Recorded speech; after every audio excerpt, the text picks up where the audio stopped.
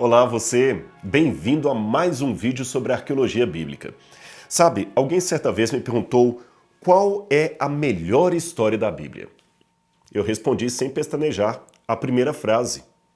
No princípio criou Deus os céus e a terra, Gênesis 1, verso 1. Esta é uma frase muito importante. Não porque apenas é o começo da história deste mundo, mas também porque é o começo da própria fé cristã. É muito importante que tenhamos informações precisas sobre o início de tudo, sobre como tudo começou. Se errarmos, tudo o mais será tremendamente confuso e finalmente errado. De fato, não conheceremos o propósito da vida, nem o que é certo, nem o que é errado, se esta primeira frase não estiver correta. Ela é a chave do porquê da nossa existência. O Gênesis 1, em outras palavras, revela que o mundo não se desenvolveu da pré-história enevoada e irracional ou de um Big Bang cego e aleatório. Os animais não evoluíram ao longo de milhões de anos de uma pequena célula para criaturas complexas. Não foi nada disto. De acordo com a Bíblia, o homem não evoluiu desses animais e não compartilha da natureza deles. Esta é, convenhamos, uma proposta bastante radical. Isto dissemos especialmente depois da proposta de Charles Darwin, que expôs um modelo no qual o ser humano se tornou apenas o resultado de um processo evolutivo contínuo a partir de formas primitivas. Porém, quando eu vejo aqui na Bíblia Sagrada, o que eu percebo é que há, diferente do que colocou Darwin, um hiato, um salto qualitativo muito grande entre homens e animais que não pode ser explicado por transformações sucessivas, mas pela tremenda diferença entre ambos. É que nós, eu e você, fomos criados à imagem de Deus. Mas não seria toda essa história primeva da Bíblia um conto infantil que jamais poderia ser classificado como um ato histórico? Bem, eu devo admitir que toda essa história da Bíblia, por mais bela que seja, realmente parece poética demais, lendária demais. Não seria isto por si só uma razão para rejeitarmos que ela seria um fato histórico? Espere um pouco. Não sejamos tão apressados assim. Há um autor grego do quarto século a.C. que nos legou um pensamento muito interessante. O seu nome, Evêmero. Ele disse: relatos fantásticos são muitas vezes nascidos de fatos históricos. O que Evêmero quis dizer é que não devemos rejeitar um fato como histórico apenas com base no que ele parece ser, ou seja, é uma narrativa fantástica demais para ser verdade. Não é assim que avaliamos os fatos.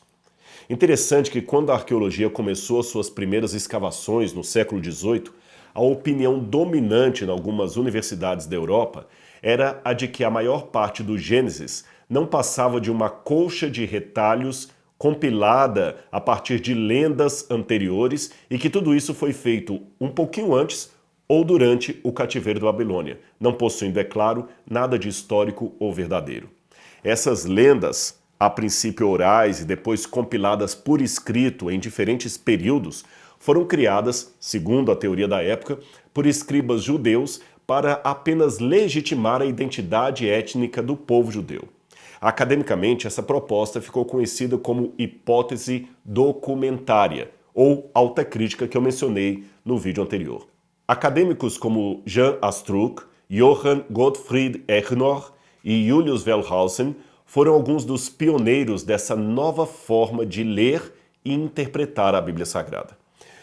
Não é por menos que o seu método foi batizado com o nome de alta crítica ou histórico crítico, que não é necessariamente uma crítica da Bíblia no sentido de pejorá-la, mas sim um estudo criterioso de como seu texto teria supostamente evoluído ao longo do tempo, desde as suas pretensas origens até o formato final, passando por compilações, adições, correções, etc. Ou seja, alguém em algum tempo e contextos específicos, eles chamam isso em alemão de Sitzenleben, escreveu um relato, geralmente folclórico, e outra pessoa, noutro tempo, escreveu outro relato, e um editor depois colocou os relatos juntos, criando um autor, que geralmente não é o autor verdadeiro, como sendo responsável por aquele trabalho. Mas isto é exatamente o que eles dizem, e é aí que mora o perigo. É que o método crítico histórico não se dispõe a atacar a Bíblia, mas acaba atacando, pois retira dela justamente o que a torna um livro incomum, a sua inspiração divina. Diferentes de outros clássicos escritos no passado, se as declarações autorais e históricas contidas na Bíblia não forem verdadeiras, o seu conteúdo doutrinário e teológico também estará sujeito ao fracasso. Pouco ou nada mudará no mundo se descobríssemos que Platão não existiu ou que Homero não escreveu a Ilíada. Porém, se o Gênesis for um mito, toda a tradição religiosa do judaísmo, do cristianismo e do islamismo perdem completamente o seu significado. Juntas, estas três religiões monoteístas que eu mencionei somam mais de 3,8 bilhões de adeptos, ou seja, 54% da população mundial estariam acreditando numa mentira. Os que ainda defendem o método histórico crítico tendem a amenizar a coisa, dizendo que não é sua intenção desacreditar a Bíblia, mas apenas estudá-la de um modo crítico, e que o mito não é o mesmo que uma mentira, mas apenas uma forma diferente de se contar uma história. Pode até ser, mas mesmo as características suavizadas que foram dadas ao termo mito, usado agora de forma técnica, não alcançam a legitimidade que a Bíblia precisa ter para ser de fato considerada a palavra de Deus. Aliás, para a teologia liberal, palavra de Deus e escritura sagrada não serviriam jamais para a mesma coisa, ou seja, para eles a Bíblia não foi inspirada por Deus, foi apenas um livro do passado. Mas deixe-me explicitar um pouco mais o problema para você entender o risco de tudo isso. Se eu digo que não houve historicamente um Jardim do Éden, uma Torre de Babel ou um dilúvio universal, eu derrubo as primeiras peças do dominó em fileira, fazendo com que todas as demais caiam por terra. Veja para você entender o problema. O povo de Israel, comecemos assim, sustenta a sua identidade e direito territorial àquele país no fato de serem descendentes de Abraão por meio de Isaac. Mas raciocine, se Abraão for um mito, de onde veio Israel? Eles se tornaram um povo que não sabe ao certo nem as suas origens. E os árabes também caem no mesmo problema, pois eles tradicionalmente se dizem descendentes de Ismael, o outro filho do supostamente mitológico Abraão. Você vê o problema que isso gera? No caso do cristianismo, a situação fica ainda mais complicada, pois se o evento de Cristo é sustentado na história que o precede, e se essa história for apenas um mito, a fé cristã também não faz o menor sentido. Eu vou explicar bem claro para você. Jesus, o Jesus da Bíblia, acreditava na historicidade de Adão e Eva e com base nisto, Jesus lançou os fundamentos do casamento correto. Jesus acreditava no dilúvio universal e com base no dilúvio universal, ele fez o alerta sobre o fim dos tempos. E além de tudo isto, Jesus veio salvar a humanidade de um pecado que começou com Adão e Eva. Mas se não existiu Adão, se não existiu Eva, então não houve nenhuma entrada de pecado na humanidade. Logo, não há redenção. E se não há redenção, Jesus veio fazer o quê morrendo na cruz do Calvário? Se o êxodo não aconteceu, se Deus não abriu o Mar Vermelho, por que acreditaríamos que ele ressuscitou Jesus de Nazaré?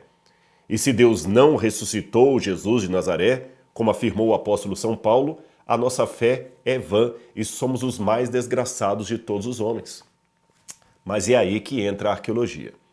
Quando os primeiros eruditos começaram a ensinar com força a alta crítica e defendê-la nas universidades, não bastava aos crentes mais conservadores repetirem suas declarações de fé. Algo mais parecia necessário, e Deus permitiu que esse algo mais ocorresse. Em sua providência, ele trouxe a arqueologia. É que os primeiros arqueólogos começaram a trazer à lume achados e mais achados que corroboravam cada vez mais com a história da Bíblia, especialmente a história do Gênesis. Até mesmo autores simpáticos de Wellhausen, como Sayce e Rommel, foram certa vez obrigados a admitir num congresso de arqueologia bíblica que, para embaraço de muitos críticos, a pá dos arqueólogos teria o mau hábito, diziam eles, de estar sempre do lado da tradição e nunca da crítica.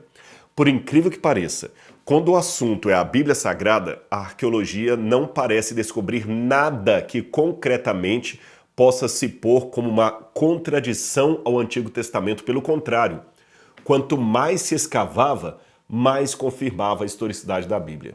Isto não pode ser chamado de exercício tendencioso, pois nem todos os arqueólogos da época eram crentes. Alguns, na verdade, até duvidavam da existência de Deus. Mas a primeira coisa que a arqueologia mostrou é que as histórias da Bíblia, especialmente do Gênesis, não eram uma invenção do autor sagrado.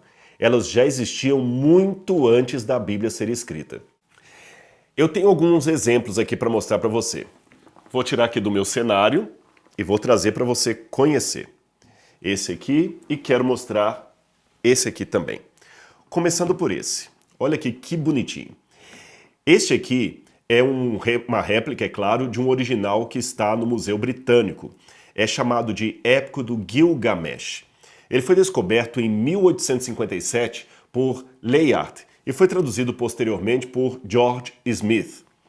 Ele conta em detalhes como uma inundação, um verdadeiro dilúvio, se abateu sobre o mundo e um sujeito chamado Utnapishtim foi orientado pelo deus Ea a construir um barco, veja bem, construir um barco, pois a humanidade seria destruída pelas águas do dilúvio. O tablete também conta que até os deuses tremeram e temeram pela violência das águas, que duraram até o sétimo dia. Então, depois do sétimo dia, Utnapishtim saiu da arca, pois o dilúvio parou, e ofereceu um sacrifício. As semelhanças entre esse relato do Gilgamesh e o que está na Bíblia são incríveis. Agora tem esse outro tablete aqui que também me chama bastante atenção. Ele, desta vez, conta uma outra versão, é um tablete sumeriano, e o seu original foi encontrado no Iraque e data de 2000 anos antes de Cristo. Neste outro tablete aqui, o sobrevivente do dilúvio, que foi orientado pelos deuses, tem outro nome, ele se chama Ziusudra. Infelizmente, as razões do dilúvio estão quebradas nesse tablete e não sabemos quais seriam, mas igualmente aqui diz que os deuses advertiram a Ziusudra a respeito da inundação que viria e que ele construiu um barco e também conseguiu escapar do dilúvio com a sua família.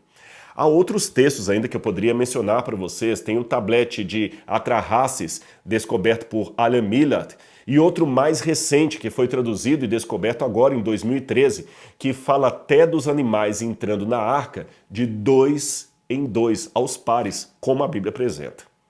Agora, quando vai para o campo da criação do mundo, aí também encontramos muitos paralelos nos tabletes cuneiformes que a arqueologia descobriu. Alguns são até ilustrados a partir dos selos cilíndricos, como este, que conta o relato do deus Enki e Ninhursag, mais conhecido como o mito do paraíso. Ele foi escrito por volta do 2º milênio antes de Cristo, e nesse desenho aí, neste mito, os deuses criam os céus, a terra e a humanidade. Então eles colocam os seres humanos num paraíso idílico na região de Dilmun, que significa lugar do Oriente. Curioso que é o mesmo ponto geográfico de localização do Éden na Bíblia.